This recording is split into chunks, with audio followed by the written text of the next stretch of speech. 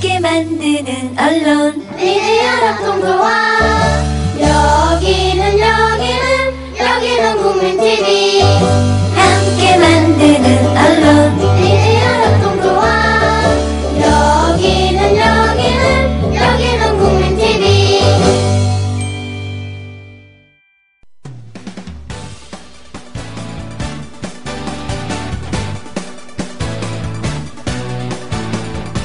미디어 협동조합 서영석 이사장의 서영석 타임스. 청취자 여러분 안녕하십니까. 8월 24일 월요일 서영석 타임스 시작합니다. 저는 미디어 협동조합 이사장 서영석입니다. 기사 하나 소개해드리겠습니다. 박근혜 대통령 절반 임기 동안 끊임없이 제기된 비판 가운데 하나는 박 대통령이 대면 보고를 끓인다는 점이다. 얼굴을 맞대고 논의하는 대면 보고보다 서면 전화 보고를 선호하는 박 대통령의 소통 방식이 단순히 개인적 스타일을 넘어서 국정 운영 혼란의 주범으로 꼽히고 있는 것이다. 한겨레신문 기사입니다. 지난 4일 비무장지대 지뢰 폭발 때도, 지난 5월과 6월 중동 호흡기 증후군 이른바 메르스 사태 때도, 나아가 지난해 세월호 참사 때도 늘 대통령께 보고를 언제 했느냐, 대면 보고는 했느냐 하는 점이 논란거리가 됐다. 지난 4일 지뢰 폭발 이후 10일 발표 때까지 일주일이 흐르는 동안 박 대통령은 주무장관인 한민국 국방부 장관과 통화 한 번 하지 않았다. 김관진 국가안보실장이 4차례 보고를 했지만 서면 전화보고였다. 지뢰 폭발 직후 국가안전보장회의가 나흘 만에 열리는 등 정부의 오락가락 행보와 늑장 대응에는 박 대통령의 대면 보고 기피와 이로 인한 부정확한 상황 판단 때문이라는 지적이 나온다. 남북 상호 포격 상황이 벌어진 20일에는 박 대통령이 바로 NSC를 소집해 직접 주재하고 다음 날에는 전투복을 입고 군사령부를 방문한 점. 근데 이 군사령부가 저는 전방인 줄 알았더니 용인에 있더라고요. 예. 군사령부를 방문한 점 등은 이런 혼란을 의식한 흔적으로 보인다. 메르스가 급속히 확산되던 시기에도 박 대통령은 문영표 보건복지부 장관의 1대1 대면 보고를 한 차례도 받지 않았다. 지난해 세월호 참사 때도 박 대통령은 21차례의 보고를 받았지만 모두 서면과 전화보고였다. 이게 한겨레신문 기사입니다. 도대체 이유가 뭐냐 이거예요. 이유가 뭐냐. 이렇게 나옵니다. 새누리당의 한 인사라는 익명의 인사를 인용했는데요. 박 대통령이 대면 보고를 기피하는 이유에 대해 새누리당의 한 인사는, 이게 진짜 그렇게 한 얘기인지 아니면 기자가 장문한 건지 잘 모르겠습니다만은, 박 대통령은 컨텐츠가 없는 사람이다. 오랜 정치 생활을 했다는 점을 감안하면 깜짝 놀랄 정도다. 대면 보고를 받으면 그 자리에서 결정을 내려줘야 하는데 그게 불가능하다. 라고 적나라하게 지적했다는 겁니다. 참. 나 이 얘기를 듣고 도대체 무슨 얘기인지 처음에 이해가 잘 안 가서요. 박 대통령은 컨텐츠가 없는 사람이다. 오랜 정치 생활을 했다는 점을 감안하면 깜짝 놀랄 정도다. 대면 보고를 받으면 그 자리에서 결정을 내려줘야 되는데 그게 불가능하다. 한참 읽다가 저 이해를 했습니다. 아, 박근혜는 김영삼보다도 더 머리에 든 게 없는 사람이구나. 그래서 면대면 대면 보고를 받으면은 결정을 못 하는구나. 머리에 든 게 없으면은 그런 사람을 대통령으로 두면은 국민이 고달픈 겁니다. 예. 정말 고달프죠. 한 사람에 대해서 더 얘기를 하고 시작을 해야 되는데, 이 양반 그걸 프린트를 했는데 왜 하나밖에 없지? 하나만 더 얘기하겠습니다. 사실 남북한의 긴장이 고조되고, 제가 보기에는 북한의 허장성세로 보이긴 합니다만은, 전쟁 위협이 고조되면은 늘 사람들은 입을 다뭅니다. 왜 다무느냐? 일반적으로 준전시 상태를 앞두고, 비록 이 정권이 마음에 안 든다 손 치더라도, 그야말로 북한은 남북 교류를 할 때는 교류 당사자지만은 전쟁이 일어나면은 적입니다. 적을 이렇게 할 수는 없지 않느냐 해가지고 다들 입을 닫습니다.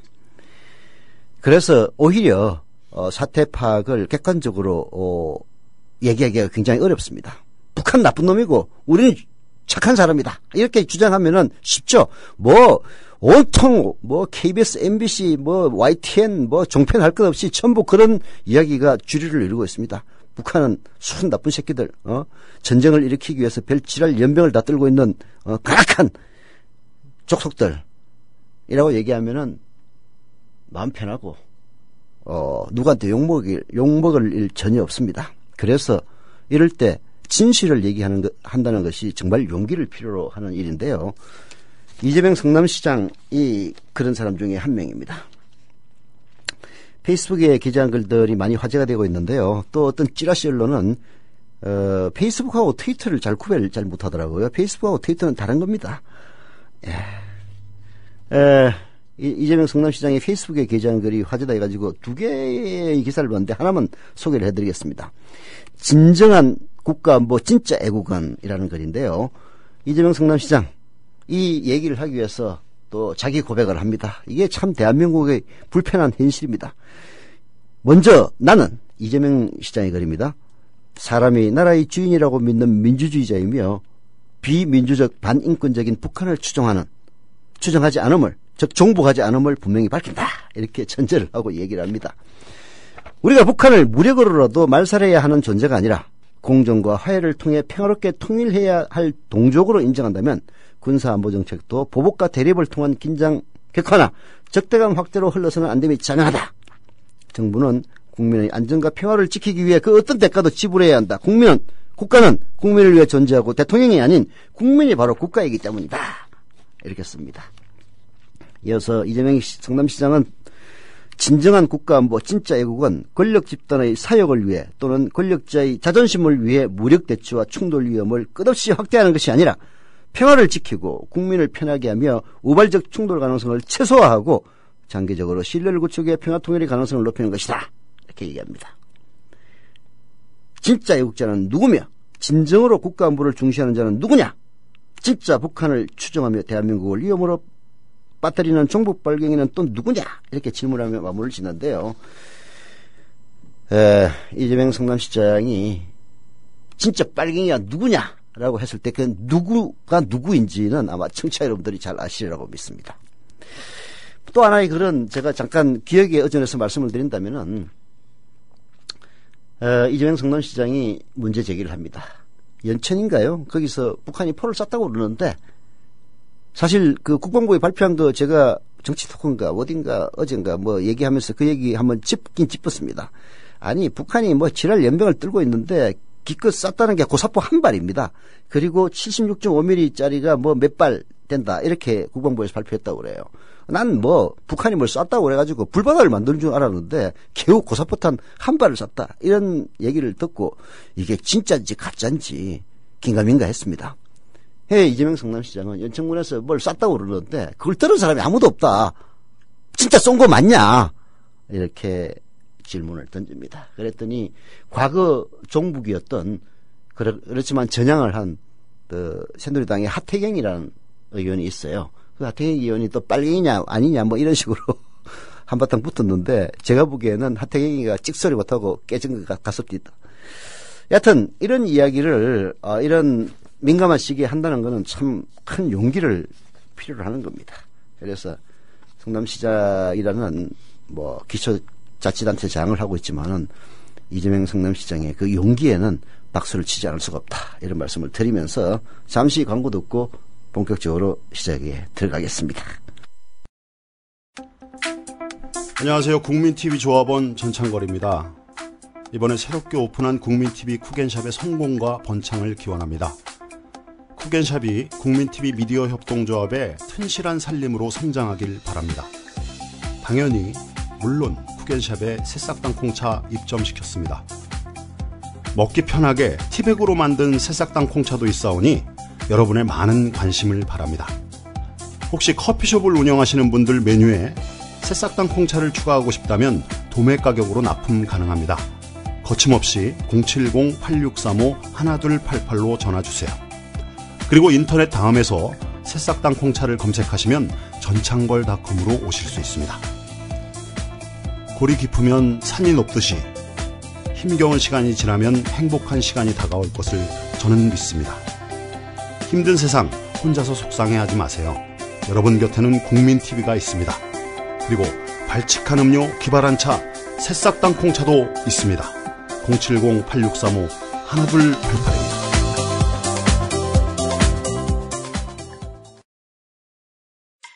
지상철 조합원 신청 광고입니다. 강화대교 앞에서 개념 부부가 만드는 개념 곰탕 연지연 곰탕. 연지연이란 가마솥의 장작불로 온종일 구워내는 곰탕을 서로 나누어 이어지는 인연이란 뜻입니다.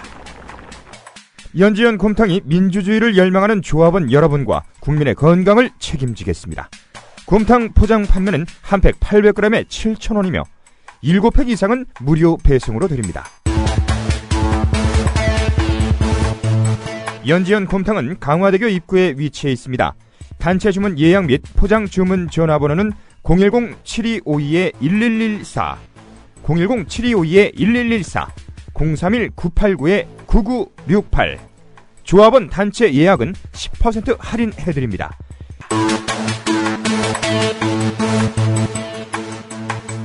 포장 판매 금액의 10%는 국민TV 후원금으로 쓰입니다.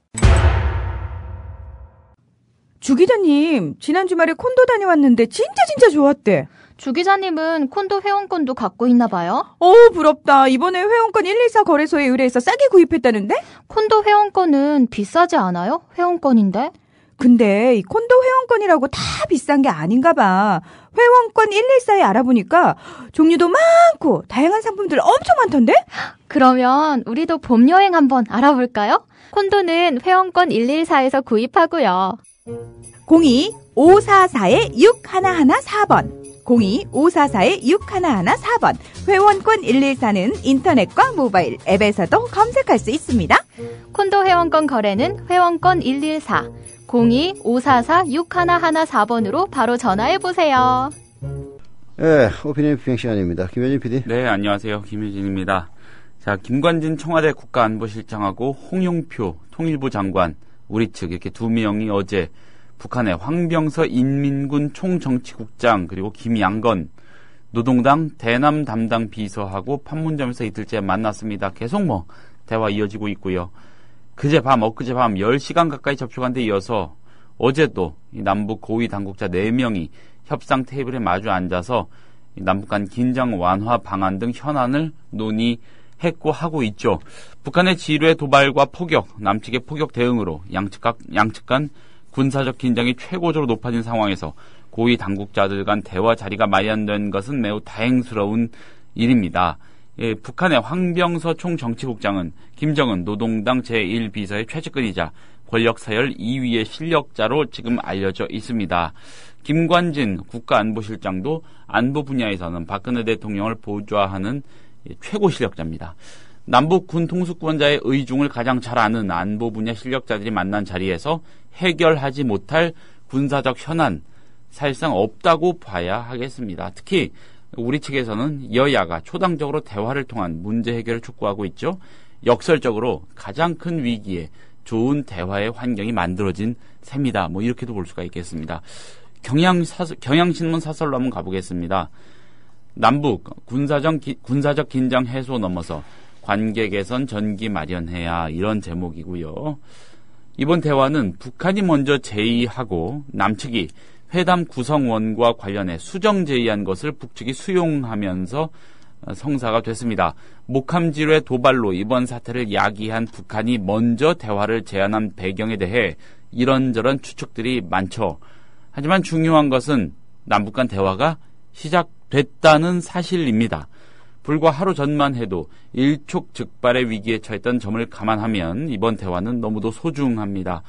남북은 어려움이 있더라도 대화의 끈을 놓지 말고 군사적 긴장 해소는 물론 전반적인 관계 개선의 전기를 마련하는 계기로 삼기 바란다, 이렇게 경향이 촉구하고 있고, 북한의 지뢰 도발로 촉발된 남북 간 군사적 긴장 고조는 한반도가 얼마나 군사적으로 위험한지를 여실히 보여주었습니다.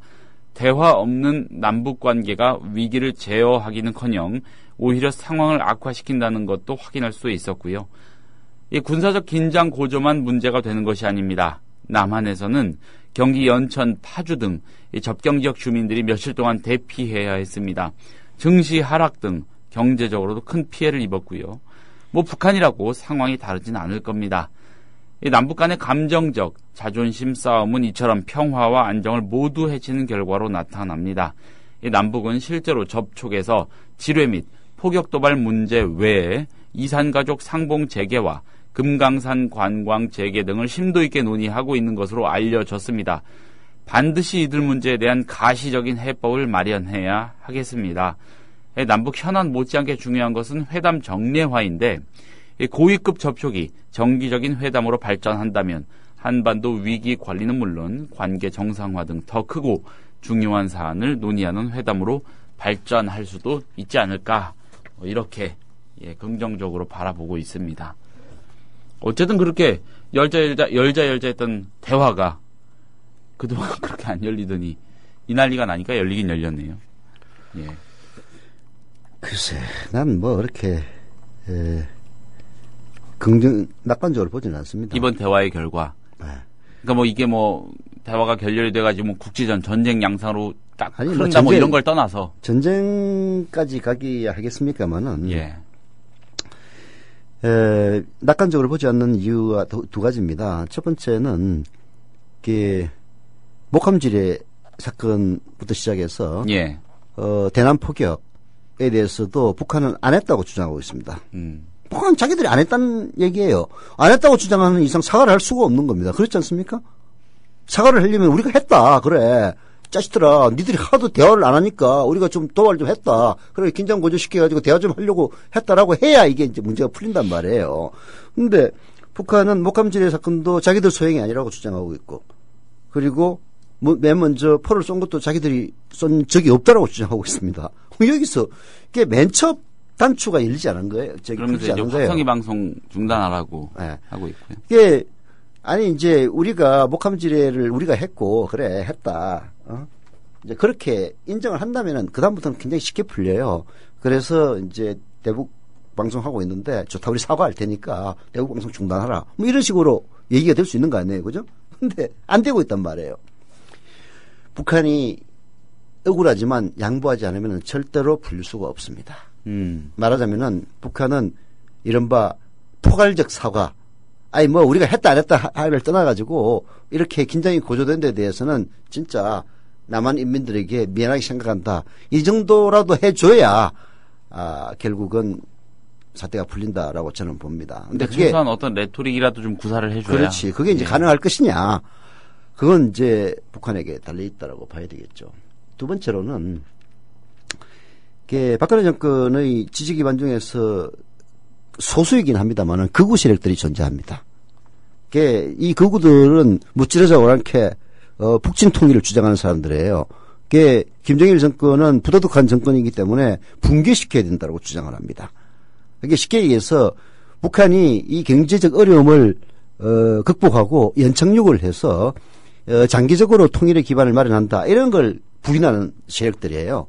즉 북한은 때려 부시고 체제를 붕괴뜨려가지고 북한이 대붕괴가 일어나서 결국은 멸망해야 된다라고 주장하는 세력들이 있는데요. 뭐 그야말로 참 어이없는 인간들이죠. 그렇게 하면은 그렇게 통일되기를 원하는 국민들 단 한 명도 없습니다. 왜냐하면 그러면 통일 비용이 어마어마하게 늘어나기 때문에 북한이 연착륙하기를 바라는 국민들이 훨씬 많죠. 어떻든 그렇게 북한이 멸망돼야 된다고 주장하는 사람들이 존재를 하고 있고 그런 사람들이 박근혜 정권의 주요한 지지 기반을 형성하고 있다는 걸 또 부인할 수가 없어요. 그래서 박근혜 정권은 그런 자기 지지 기반, 극우적 지지 기반을 또 눈치를 안 볼 수가 없습니다. 이런 등등을 고려하면은 쉽지는 않을 것이다. 그렇게 보는 거죠. 또 일부 언론에서는 이런 방안을 좀 간접 제안하기도 하더라고요. 그러니까 목함지뢰, 그러니까 단초잖아요. 네. 그 부분을 일단 논하지 않고 그 부분에 대한 상호 판단이나 어떤 상호 제스처에 대한 어떤 약속 같은 건 좀 유보하고요. 보류하고 일단 현안, 현재 진행되고 있는 상황, 앞으로의 상황에 대한 얘기만 좀 하는 게 어떠냐. 그게 이제 좀 접어주는 게 어떠냐 일단. 그렇지. 네. 그렇게 그것도 방법이죠. 네. 그런데 그게 이제 우리 극우적인 목소리를 대변해야 될 우리 박근혜 대통령께서 용인할 수 있는 방안이냐 저는 의문이다는 거죠. 목함지뢰 작전에 대해서 정말 북한이 통렬하게 반성하고 다시는 이런 일을 하지 않겠다. 이런 얘기가 나오기를 아마 기대하고 있을 겁니다. 예. 근데 북한은 지들이 안 했다는데, 안 했다는 놈들이 사과를 할 수는 없는 것 아니에요. 그렇잖아요. 해야 사과를 하지. 안 했다는데. 이게 이제 문제가 첫 단추부터 안 풀릴 겁니다. 그래서 이렇게 장기적으로 이제 길어지는 거고, 결국은 이 문제는, 어느 누구도 결정을 할 수가 없습니다. 즉 북한에서는 김정은이 그리고 남한에서는 박근혜 두 사람만이 결정할 수가 있는 겁니다. 그래서 아마 이렇게 많이 길어지는 이유는 자, 이 문제는 좋다. 일단 우리 최고위층에게 일단 맡기고 잘 됐을 때를 대비해서 여러 가지 현안을 논의하자. 뭐 이런 식으로 해가지고 여러 가지 현안이 논의되고 있는 게 아니냐 하는 그런 생각이 들고요.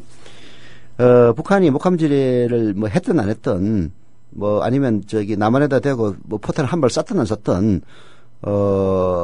읽을 수 있는 북한의 기류는 남한과의 대화를 간절하게 바라고 있다는 점 딱 그 하나만. 저도 그런 느낌이 들더라고요. 네. 얼마나 제발 좀 대화 좀 해줘 이 쪽 같은. 그러니까 뭐 내부적으로 아무튼 부적절한다. 굉장히 좀 답답한 상황이었던 것 같고 때를 무지하게 세게 자극적으로 쓴 거 아니겠습니까? 결과적으로. 네. 예, 우리 군 당국이 주장하는 대로라면 네. 지뢰까지 터뜨리고 포 쏘고 이래가면서 아주 그냥 진짜 네. 진상을 떤 건데 대화 좀 하자고. 근데 이제 그렇게 해보면은 북한의 주장이 또 일리가 있게 돼요. 대화를 하자고 때를 쓰는 사람이 지뢰를 갖다가 묻어놓고 포를 쓴다는 게 말이 안 되잖아요. 그렇잖아요. 그러면은 틀림없이 남한에서 반전 여론 이런 저기 뭐 이거 극우적인 여론이 확산돼 가지고 저 새끼들도 응징해야 된다 분명히 이렇게 나올 건데 했겠냐 이거예요. 그렇잖아요. 대화를 간절하게 바란다면은 결국 그런 행위는 안 했다라고 얘기하는 게 앞뒤는 맞는 얘기거든요. 그렇잖아요.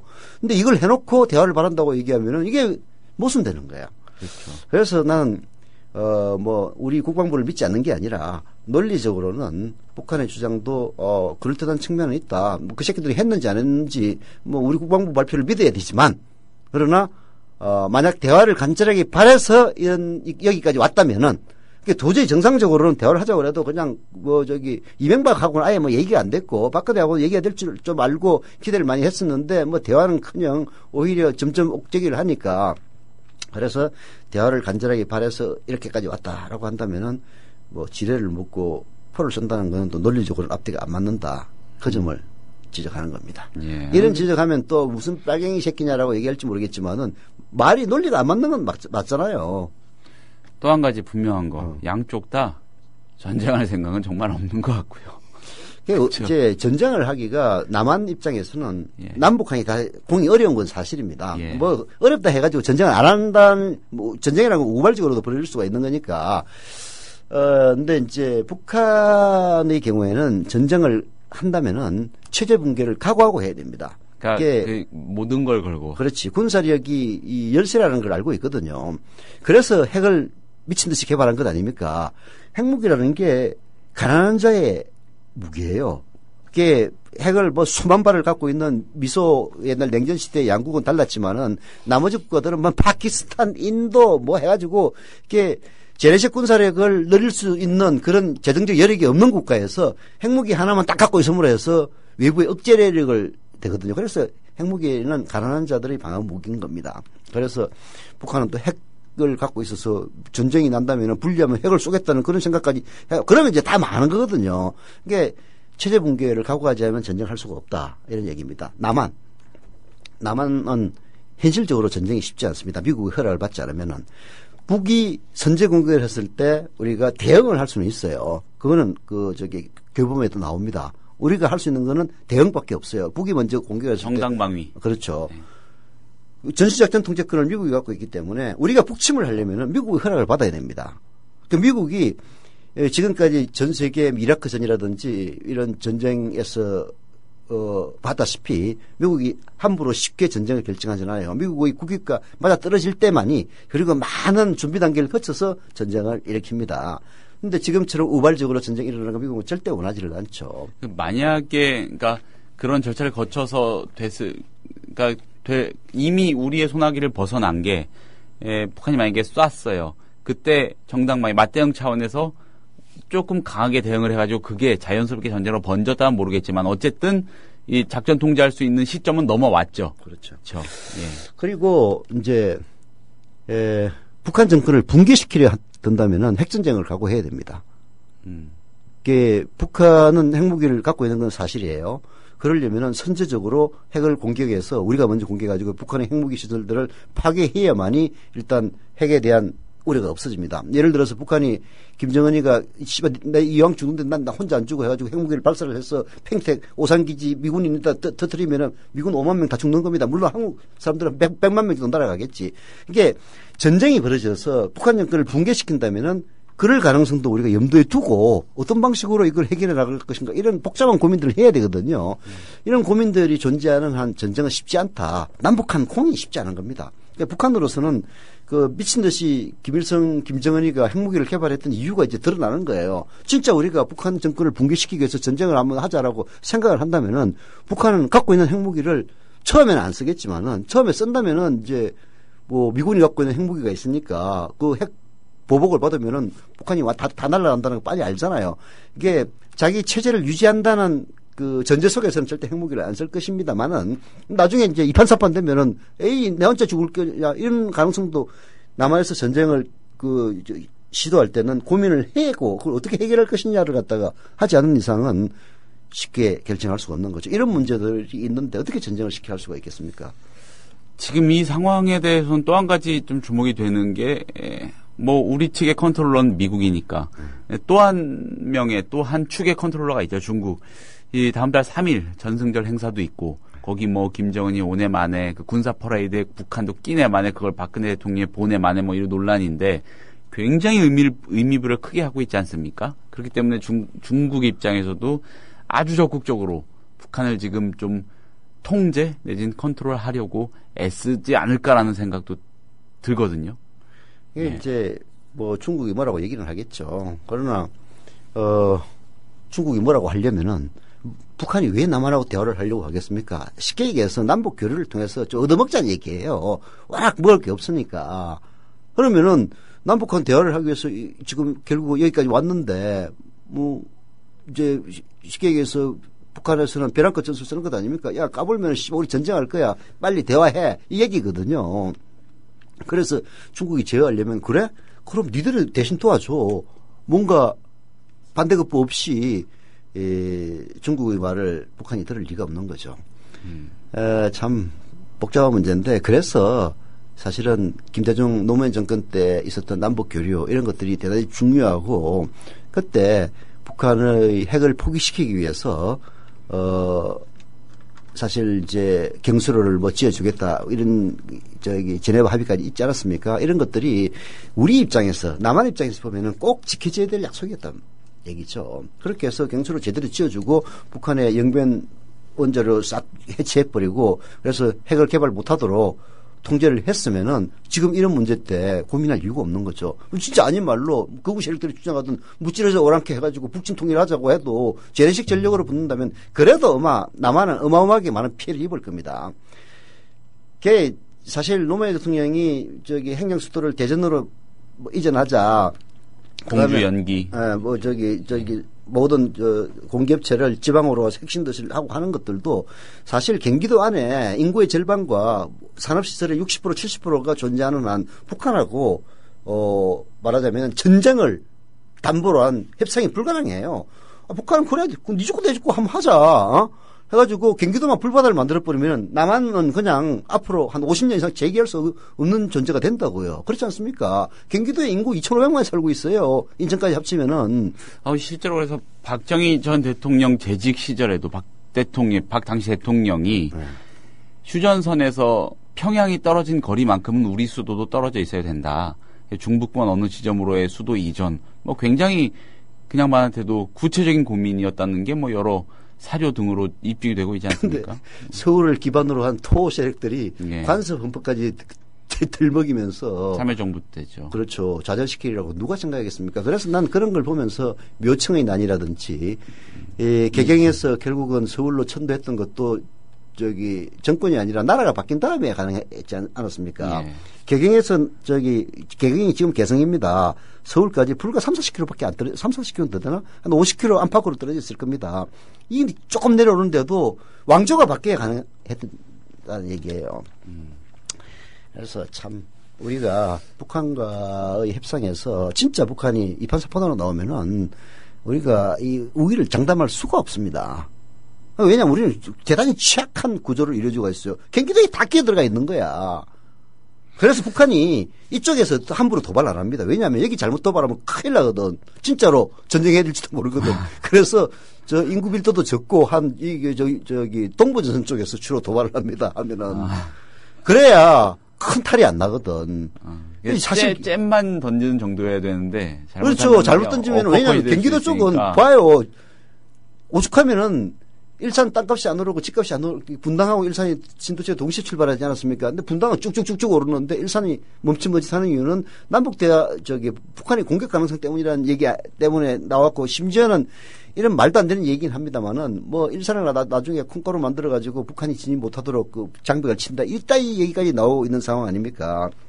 그래서 사실 이제 그 일산까지 가 있었던 인구 밀집 지역이 점점 올라갑니다. 탄현 뭐 위에 또 뭐 생기고 계속 올라갑니다. 지금 올라가고 있어요. 왜냐하면은 비어 있는 땅이 거기밖에 없으니까 이렇게 되어 있는데 북한 장사정포 한 대 때리면은 북한 장사정포는 사거리가 뭐 100km, 150km 가까이 될 겁니다. 그래서 아마 평택이 그 한계선이에요.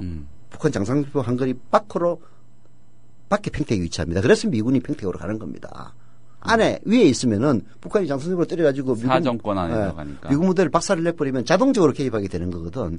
미국은 자동적으로 개입하기를. 미군이 최소한 2, 3만이 대한민국을 주둔하고 있는데 그 중에서 1,000명만 죽고 봐요.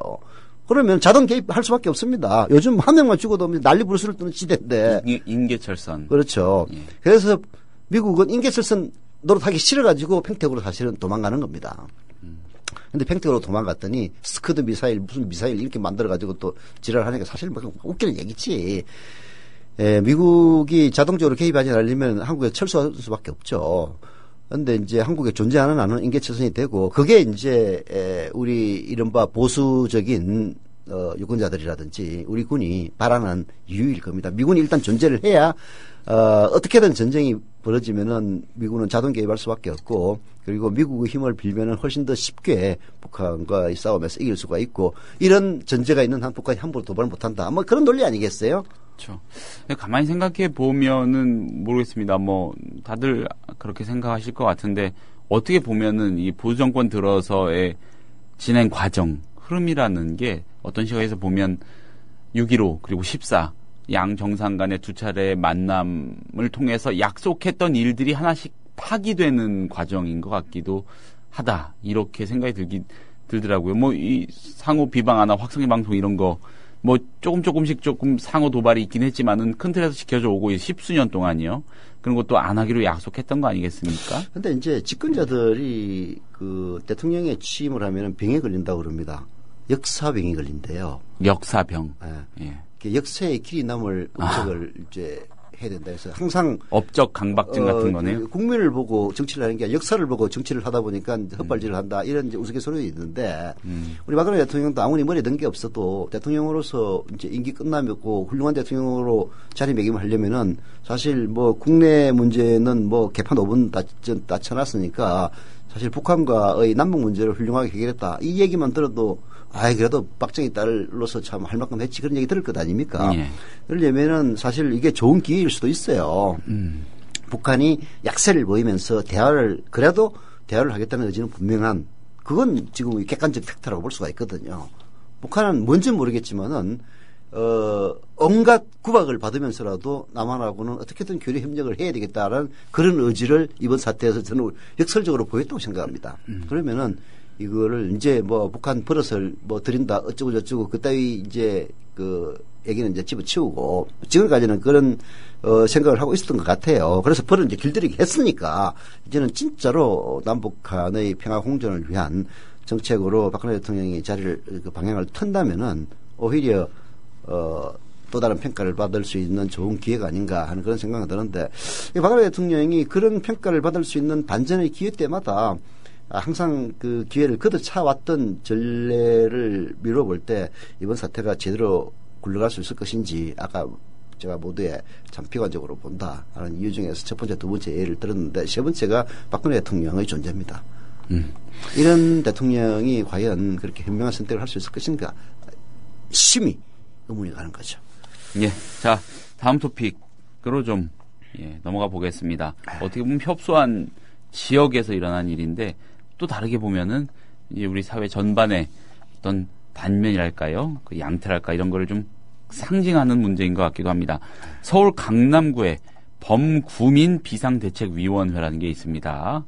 예, 무슨 얘기인지 아시겠죠? 서울시의 국제교류 복합지구 지구 단위 계획구역 결정 고시에 대한 무효 확인 소송을 지난주에 서울행정법원에 냈습니다. 무슨 얘기인고 하니 이 소송의 핵심 내용은요. 현대자동차가 서울 삼성동 옛 한전터를 개발하면서 시에 내놓을 공공기여금 1조 7천억여 원을 강남구 외에 다른 지역엔 사용하지 말라는 겁니다. 참 나쁜 놈들이고. 지금 이 강남구청장 이건 뭐 팔 걷어붙이고 나섰죠.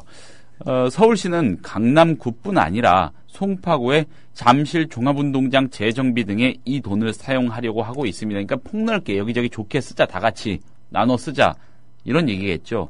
이 소송에는 신연희 강남구청장을 비롯해서 강남구민 15,000여 명이 참여했다고 합니다. 말이 주민소송이죠. 사실상 강남구청이 주도하고 있는 겁니다. 네. 한겨레 사설 한번 보겠습니다. 강남구의 탐욕이 불러온 무리한 행정소송 이런 제목입니다. 강남구 서울에서 제일 부유한 구로 꼽힙니다. 재정 자립도가 25개 자치구 중에서 제일 높습니다. 물론 신연희 구청장 말대로 강남구에도 기초생활수급자와 영구 임대아파트가 적지 않긴 하지만 강북의 다른 자치구들에 비하면 사회기반시설과 문화, 교육시설이 훨씬 좋은 게 사실입니다. 이거 아니라고 하면 진짜 나쁜 거죠. 예. 지난 19일 공개된 2015학년도 수능 성적 분석 결과는 날이 갈수록 벌어지는 지역 격차의 한 단면을 적나라하게 보여줍니다.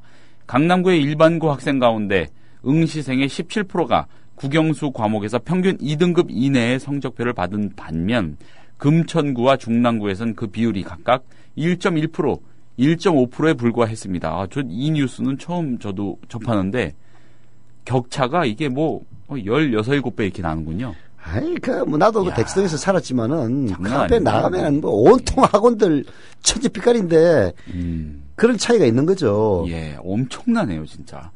이런 식으로 격차가 계속 확대되면 앞으로 서울 안에서도 강남북이 서로 다른 공화국처럼 사사건건 갈등하고 반목하는 날이 올지도 모르겠습니다.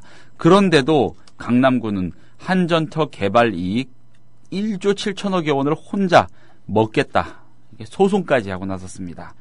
부자의 탐욕은 신도 말릴 수 없다는데 지금 강남구의 행태가 꼭 그런 식입니다. 강남구는 언제부턴가 막대기만 꽂아도 새누리당 후보가 당선되는 지역이 돼버렸죠. 그런 지역에 공존 공생과는 담을 쌓고 소수 집단과 지역 이익에만 골몰하는 사람을 구청장으로 공천한 새누리당은 과연 추구하는 가치가 무엇인지 묻고 싶을 정도라고 한겨레는 개탄합니다. 신연희 구청장이 최소한의 공인의식을 갖추었다면 지금이라도 소송을 거두어 드리도록 해야 할 텐데 뭐 말을 들을 사람이라면 나쁜 놈들이 말을 들으면 나쁜 놈들이 아니지. 한겨레에 이런 말을 들을 사람이라면 이거 하지도 않았겠죠. 근데 그 어디야 그 현대자동차 네. 사업 그 한전 부지 예. 가보신 분은 알겠지만은 그 바로 뒤가 탄천입니다. 바로 앞이 코엑스고요. 예, 아니 바로 뒤가 탄천인데 탄천 건너면 잠실종합운동장이에요. 그렇죠. 근데 탄천을 하나 놔두고 이쪽은 강남구 저쪽은 송파구예요.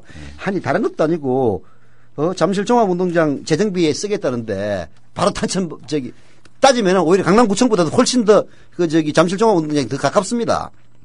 그냥 편의상 행정구역을 그렇게 끄다 보니까 그게 강남구에 속했을 뿐이지 지리적으로는 송파구에 있는 잠실종합운동장이 훨씬 더 가까워요. 한전타하고는. 아니 그래서 거기서 해가지고 그거 좀 쓰겠다는데 그걸 다 지들만 써달라고 소송을 냈다는 게 이게 인간이에요. 인간 인면수침이지. 아마 지금 제가 직접 취재나 팔로우를 안 해봐서 그렇지 그 돈 가지고 여기저기 좀 취약한 곳에 쓰려는 계획을 많이 지금 서울시가 시장이 박원순 시장도 그렇고 갖고 있었던 걸로 알고 있거든요. 근데 워낙 이렇게 드세게 버티니까 그런 거 얘기도 못 꺼내고 있는 판이고 국지익한 거 몇 개만 좀 뽑아가지고 이러이러한 데는 좀 써야 된다. 왜 그러냐 이러고 있는 상황인 걸로 알고 있어요. 그러니까 참 진짜 있는 놈이 더독하다고. 진짜 강남구 저도 뭐 얼마 전까지는 강남구민이 있긴 했습니다만은 그러면 안 되죠. 그걸 갖다 어떻게 자기들만 써달라고 그렇게 소송을 내는 그런 파렴치함을 갖다가 그런 식으로 따지면은 아예 독립시켜달라고 그래라. 강남구를 독립해가지고 서울시위에 강남민국 하나 만들지 그래. 강남민국. 예. 예. 강남 제국을 만들든지 거기는 투표를 갖다가 재산에 따라서 부여하고 1인 1표가 아니라 1,000만 원당 한 표 해가지고 그렇게 해서 하라고 강남민국 만들어서 강남 동국을 만들어서 그렇게 살던가 그러면은 말도 안 되는 얘기라고 자빠졌어요. 이게 진짜. 지금 소송을 냈잖아요. 지난주에 행정법원에 냈는데 일단 소 자체에 대한 검토가 있죠. 법원이. 각하는 안 하겠죠? 본안 소송으로 가긴 갈 걸로 보십니까? 어떻게 보십니까? 모르지. 내가 그 법률적인 걸 알 수가 있습니까? 근데 이건 진짜 아니지. 그런 식으로 하면 안 되지. 그러면은 이렇게 해야 돼. 이런 논리라면은 부자들에게 걷은 세금은 부자들한테만 써야 돼. 그렇잖아요. 그렇게도 볼 수 있죠. 그렇잖아. 그러면은 가난맹이들한테 세금 안 걷잖아. 세금 쓸 필요 없는 거야. 그런 나라 가서 살으라고 그래. 강남 사람들은. 이게 어쩌다 보니까 서울 행정법원이요. 이게 좀 어떤 조세 원리나 조세 정의의 본질에 맞닿은 판단을 내려야 되는 상황이 요즘 됐네요. 법원이 워낙 예. 보수화돼 가지고 어떨지는 잘 모르겠는데 예. 자꾸 그런 식으로 가면 진짜 밀란 일어납니다. 예. 모르겠습니다. 이거 그냥 이게 웬 떡이냐 싶어가지고 지금 이거 달려들어가지고 싸우고 있는 셈인데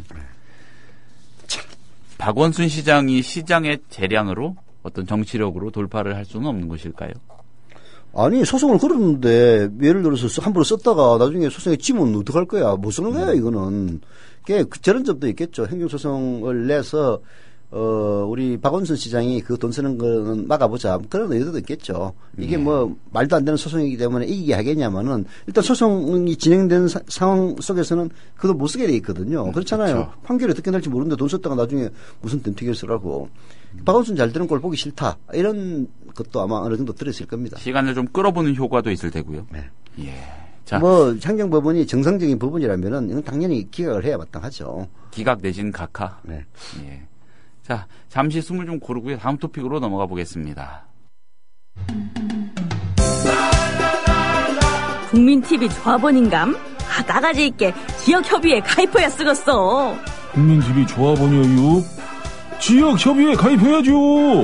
국민TV 조합원 맞나? 퍼뜩 지역협의회 가입해 안 카나? 국민TV 조합원에 가입하고 조합비를 내고 국민라디오와 국민TV를 시청한다고 조합원으로서의 만족이 전부냐? 결코 아닙니다. 가까운 지역협의회에 가입하셔서 가까이 사는 조합원과 동지애를 나누십시오.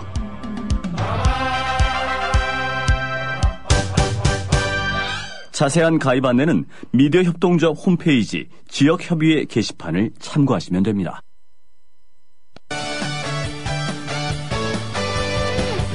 지금 여러분께서는 관록의 정치기자 서영석 미디어협동조합 이사장이 진행하는 서영석 타임즈와 함께하고 계십니다.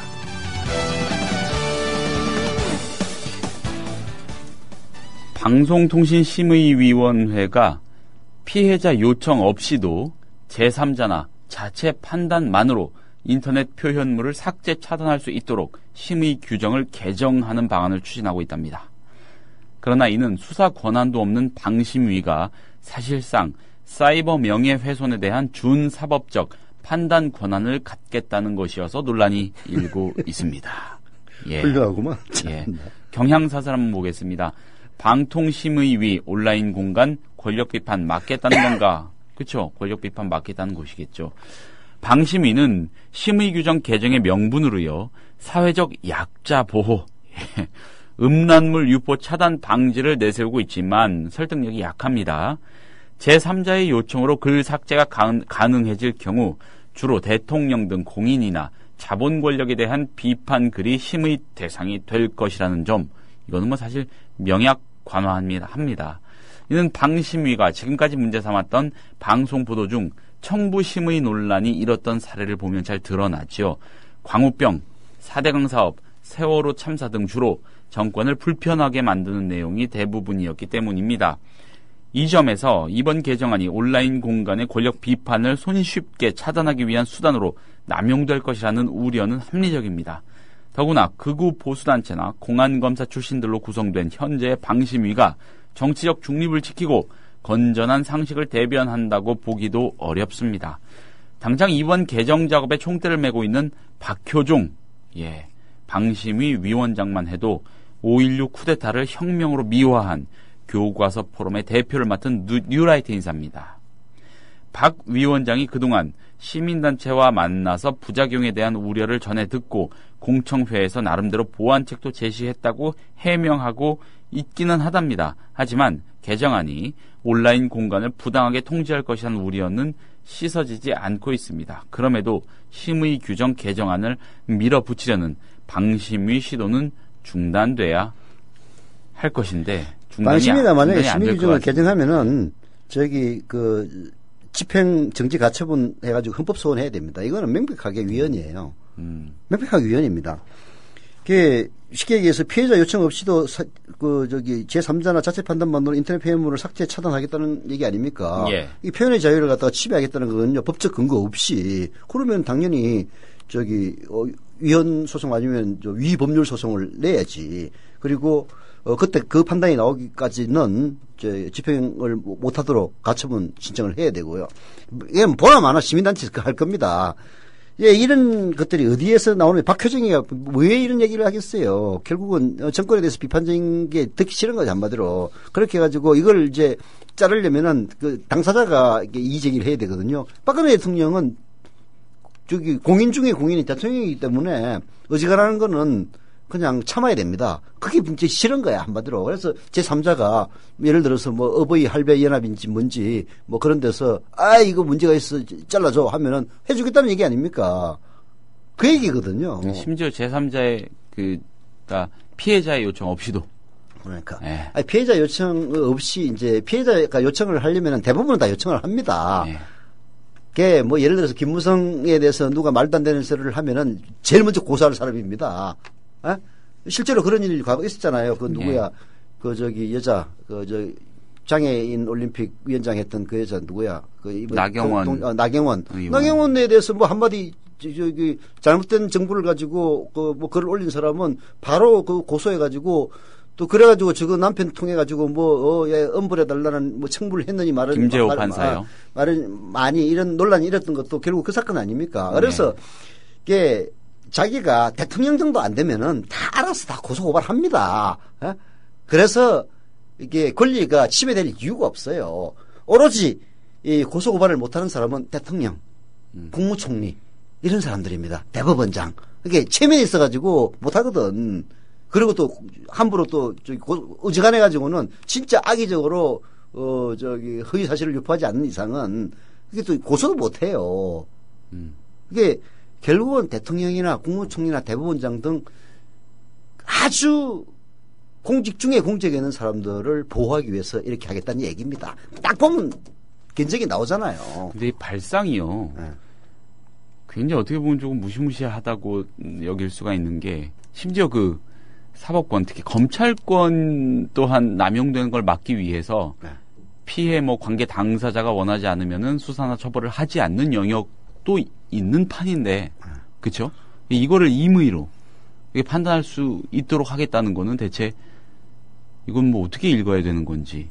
박효종이 서울대 윤리교육학과 교수죠? 그러니까. 결국은 이건 이제 대법원장이나 국회의장이나 헌법재판소장이나 그런 사람보다는 오로지 대통령을 위한 법이라고 봐야 되겠죠. 대통령을 위한 규정이라고.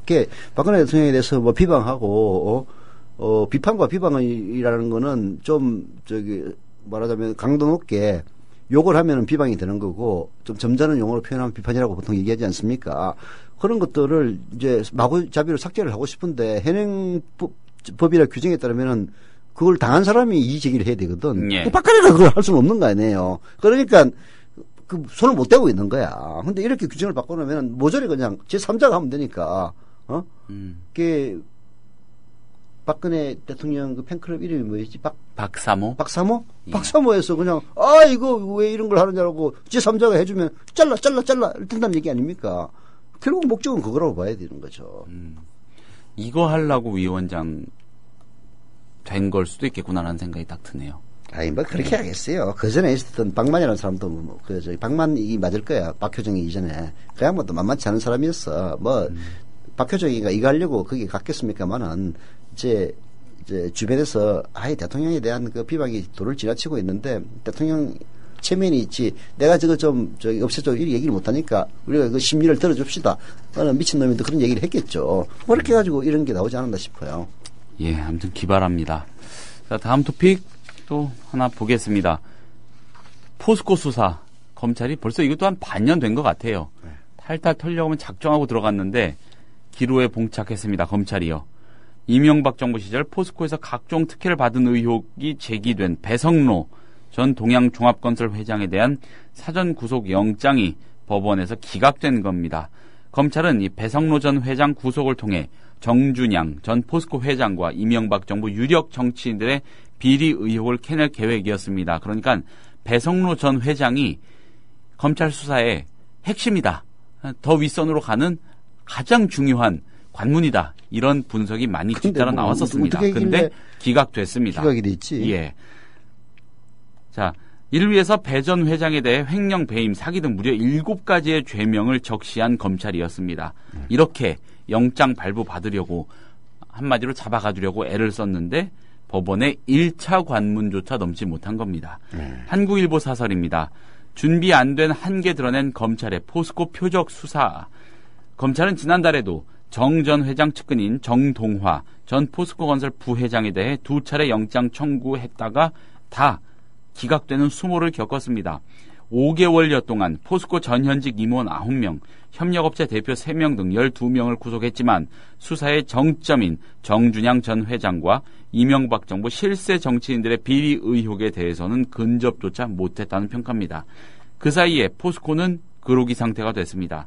포스코 수사에서 검찰은 준비 안 된 하명, 표적 수사의 한계를 고스란히 드러냈다는 지적을 받고 있죠.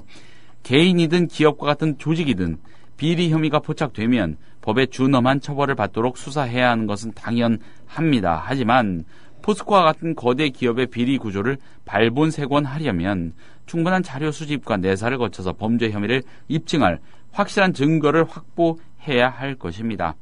이 관련자 소환과 같은 수사 절차도 전광석화처럼 진행해야 수사 효율을 극대화할 수 있겠죠.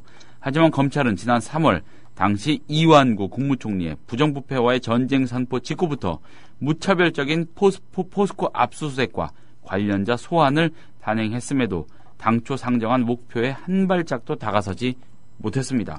검찰로서는 전 정권 손보기 차원의 하명 수사 지시에 촘촘한 준비 없이 먼지떨이식으로 나섰다가 수모만 당한 꼴입니다. 그게 아니면 검찰의 특별수사 능력에 의문을 제기할 수밖에 없습니다. 김진태 검찰총장은 취임 이후 줄곧 정도를 걷는 수사를 강조해 왔습니다. 환부만 정확히 도려내는 수사, 별건 혐의를 찾기 위한 광범위한 압수수색이나 무차별 소환 금지, 저인망식 수사 관행의 탈피 등이 특별수사통인 김진태 총장의 지시였습니다. 그러나 포스코 수사는 김 총장의 지시와 정반대로 진행이 됐습니다. 예. 그러니까 정권의 구조가 문제인 겁니다. 예를 들어서 노무현 정권에서 대통령이 저기 검찰총장을 임명하면서 그 검찰총장이 이렇게 하라 했으면은 포스코 같은 수사를 했겠습니까? 절대 안 합니다. 지금은 저기 김진태가 뭐라고 얘기를 하건 말건 오로지 그냥 박근혜에게 줄대고 박근혜의 말에 이제 저기 맹종해야 이명박 때도 봤듯이 출시한다는 걸 딱 알거든요. 그러니까 김진태 검찰총장이 뭐라고 얘기하든 말든 쟤는 허세야. 진짜 실세는 청와대니까 청와대 시킨 대로 한다. 저는 그렇게 봅니다. 뭐 민정실이나 다른 라인을 통해 가지고 별도의 컨트롤. 아니 뭐 했는지 안 했는지 알 수가 없지. 근데 김진태가 그렇게 시켰는데도 반대로 나갔다면은 그 의심밖에는 합리적으로 아이고 저 검찰 수사팀들이 미친놈들도 아니고 그렇잖아요. 그게 나름대로 합리적인 지성과 여기에 저기 특별수사팀이 되려면은 나름대로 거기서 엘리트였을 것 아닙니까? 그렇죠. 그렇잖아요. 그런 사람들이 그렇게 미친 짓을 할 리가 없다고. 이제 총장이 그렇게 시켰는데도 왜 그렇게 했겠냐고. 여기 잘 써놨네. 김 총장 지시와 정반대로 진행됐다고. 예. 그렇게 머리 좋고 뛰어난 인간들이 왜 총장 지시를 정반대로 했겠냐고요. 그러면은 총장보다 더 센 놈들한테 입김을 받아서 그렇다고 밖에 그 외에는 다른 해석이 있어요?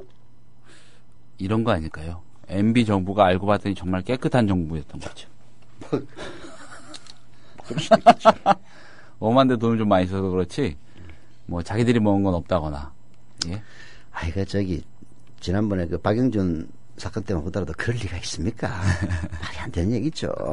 그게 뭐 이유가 어디에서 벌어진지 모르겠어요. 그게 실력이 없어서 그랬을 수도 있고 아니면 타겟을 잘못 잡았을 수도 있는 거고 알고 보니까 얘가 아니었는데 이 산이 아닌가벼 하고 이제 다른 사람으로 넘어가야 되는데 워낙 그냥 호들갑을 떨어가지고 그렇게도 못하고 뭐 그럴 수도 있을 거예요.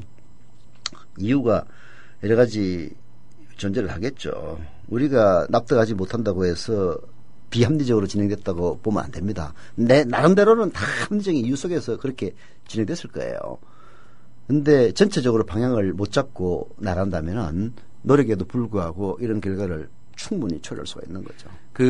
이완구 전 국무총리가 총대를 메고 시작된 수사 아니었습니까? 네. 표면적으로 정치적으로.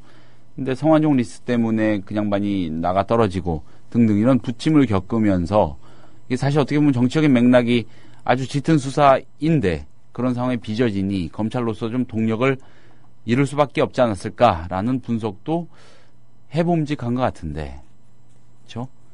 아니, 사람이 다른데 무슨 동력을 잃겠어요? 앞에서 치고 나가준 사람이 그렇게 아니 성완종 리스트 수사한 검사들하고 여기 포스코 수사 검사들이 다 다르잖아요. 예. 똑같은 팀에서 했다면 그런 말이 성립이 되는데 서로 다른 데서 했는데 뭐 이럴 수는 있겠지. 글쎄 그럴 리가 없지. 뭐냐면은 성완종 리스트 수사하는 걸 보면서 예. 아니 근데 그게 말이 안 돼. 아예 우리가 이런 수사 뭐 할 필요가 있느냐 이런 생각을 했다면은 그 특수팀에 못 들어갔겠지. 그 정도로 합리적인 정신을 갖고 있는 사람이 그런 데 들어가가지고 정권을 죽이도록 하겠어요? 그게 뭐 포스코에 문제가 있다면 당연히 수사를 해야죠. 예. 수사를 해야 되고 정준양이 저는 깨끗한 인물이라고 절대 보지 않습니다. 원래 그 정준양 씨가 여기 포스코 회장이 될 때도 말이 굉장히 많았던 사람이에요. 근데 뭐든지 표적을 해가지고 없는 걸 갖다가 찾아내려고 해서는 안 됩니다. 이게 보통 이제 나도 친구들 중에서 뭐 검찰 고위 간부들도 있고 하니까 그런 사람들 얘기를 들어보면 술 한잔 하면은 그 비슷한 얘기를 해요. 자신감이 가득 차 있습니다. 우리가 수사하면은 뭐든지 다 캘 수 있다라는 그런 내가 보면 그건 근거 없는 자신감이에요. 아니 뭐 사람이라는 게 별 사람이 다 있는 건데 진짜로 깨끗한 사람이 있을 수도 있는 거고 그렇잖아요. 그래서 뭐 캐면 무조건 다 나오지는 않습니다. 이게 이제 정준양이가 이명박 그 낙하산으로 가가지고 포스코에 앉아 있었다면 이건 뭐 틀기만 뭐든지 나올 거다 이런 자신감으로 덤비던 것 같은데 그 사전 준비 없었던 거죠. 그래서 그 틀어가지고 정준양이를 조지기 위한 그 통로로 그 동양건설인가? 동양종합건설 회장 배승노를 갖다가 전 부회장 고소하려고 그랬는데 뭐 법원에서 기각됐다면은 얼마나 제대로 사실 이런 수사를 위해서 어지간하면 일단 구속영장은 받아줍니다. 법원에서 진짜 이건 아니다라고만 안 되면은. 근데 이거는 게다가 비리수사인데 정치적인 수사도 아니고 비리수사인데 이걸 갖다 기각시켰다면 얼마나 준비를 제대로 못했으면 7가지 제명을 했는데 그렇게 기각이 되겠어요. 참 요즘 검찰도 실력이 옛날 같지 않은가 봐요. 예, 자 8월 24일 월요일 서영스타임스는 오늘은 여기서 줄여보겠습니다. 청취해 주신 여러분 감사합니다. 수고하셨습니다.